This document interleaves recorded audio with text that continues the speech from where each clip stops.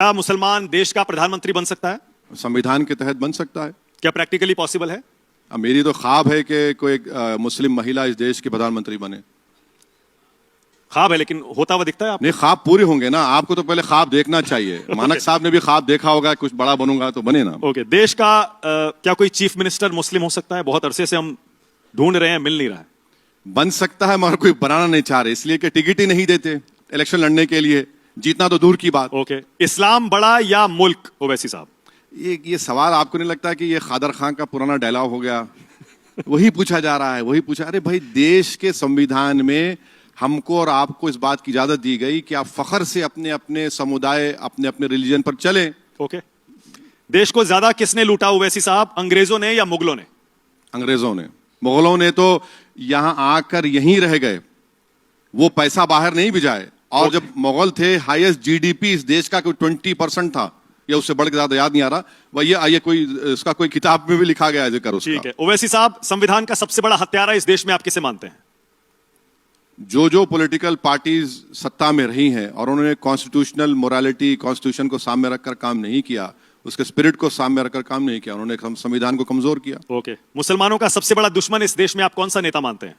मुसलमानों का दुश्मन नेता? जी, पीछे भी जा सकते हैं आप, इतिहास में जाना चाहें तो। नहीं, वो दुश्मन वही लोग हो सकते हैं जो मुसलमानों को उनका हक नहीं देना चाहते। कोई नाम नहीं लेना चाहेंगे? नहीं, ऐसे बहुत लंबी फेरिस्त निकल जाएगी, टाइम बहुत कम है ना। रैपिड फायर में तो मुस्लिमों का सबसे बड़ा नेता आप किसे मानते हैं?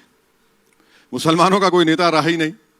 कुछ लोग कहते हैं नहीं, मुसलमानों का कोई नहीं। मुसलमानों ने एक फैसला लिया जो मैं उससे मुत्तफिक नहीं हूं, कि अब हम देश आजाद हो गया।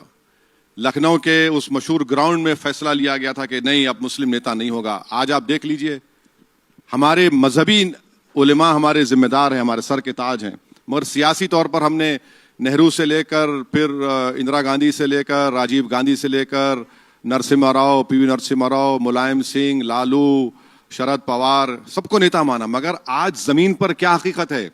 जमीन पर हकीकत यह है कि कोई नाम लेने को तैयार नहीं है मुसलमानों का। ओके, देश का बेस्ट प्राइम मिनिस्टर अब तक का आप किसे मानते हैं? बेस्ट तो नहीं बोल सकते, मगर इतना तो बोल सकता हूं कि डॉक्टर मनमोहन सिंह साहब का फर्स्ट टेन्योर में उन्होंने इस मुल्क की डाइवर्सिटी, इस मुल्क की प्लुरलिज्म के लिए अच्छा काम करना शुरू किया। मगर अनफॉर्चुनेटली सेकंड टर्म में वो ज्यादा कुछ नहीं कर। देश का अगला प्रधानमंत्री कौन होगा ओवैसी साहब?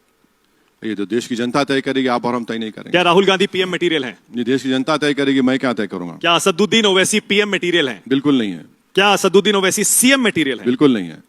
क्या अकबरुद्दीन ओवैसी का 15 मिनट वाला बयान गलत था? कोर्ट का फैसला आ चुका है, कोर्ट के फैसले में तो आगे की बात वो बोले ही नहीं। क्या ओवैसी भाइयों को गलत समझा जाता है? Are they misunderstood? नहीं, आपका इख्तियार है, आप गलत समझिए, अच्छा समझिए, मगर हम अपना काम करते रहेंगे। तो अब मैं तो कोई बैठा हुआ नहीं हूं, मैं डिक्टेटर तो नहीं हूं कि अगर आप मेरे खिलाफ कुछ लिख देंगे तो आपको पुलिस आके उठा लेके ले जाएगी, यूएपीए लगा देगी। क्या टू नेशन थ्योरी को आप गलत मानते हैं? देश का बंटवारा गलत था ओवैसी साहब? पहले ये समझने की जरूरत है कि टू नेशन थ्योरी की सबसे पहले बात करने वाले सावरकर थे अपने प्रेसिडेंट एड्रेस में, उसके बाद जिन्ना थे।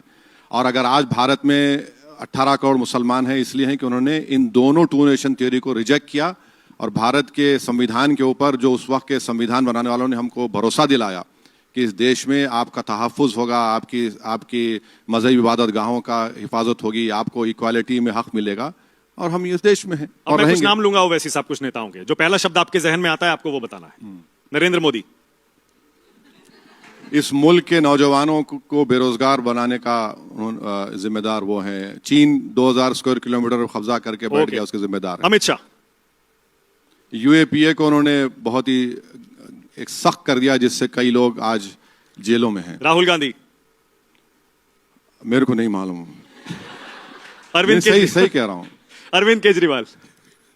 दूसरा नाम है, ये नरेंद्र मोदी के छोटे भाई हैं। शीला दीक्षित। उनके दौर में, क्योंकि जब क्या आपने कुछ गेम्स हुए थे, कॉमनवेल्थ गेम्स, तो काफी डेवलपमेंट हुआ दिल्ली में। अटल बिहारी वाजपेयी। दिल्ली का मैसेकर याद आता है, और उनका भाषण 4 दिसंबर का। वाजपेयी को तो लोग उदारवादी मानते हैं। हाँ, वाजपेयी जी को तो उदारवादी नेता मानते हैं। अब मत जाइए, बहुत अगर हम बोलना शुरू करेंगे तो अंग्रेजों तक जाना पड़ेगा। ओके, लाल कृष्ण आडवाणी। वो रथ यात्रा और उसके बाद क्या क्या इस देश में हुआ था। योगी आदित्यनाथ। अब देखिए क्या कर रहे हैं, बुलडोजर कर रहे हैं। एक एक्स मेंबर ऑफ पार्लियामेंट उनके दौर में उनकी हत्या हो गई। संभल में उन्हीं के दौर में एक पुलिस के ओहदेदार वर्दी में रिलीजियस फंक्शंस में जा रहे हैं। हिमंता बिस्वा शर्मा, पहले कांग्रेस में थे वो, माधवी लता, इलेक्शन हार गए। Revanth Reddy, chief minister of Telangana है, वो बहुत मेहनत कर रहे हैं तेलंगाना को और ऊंचा ले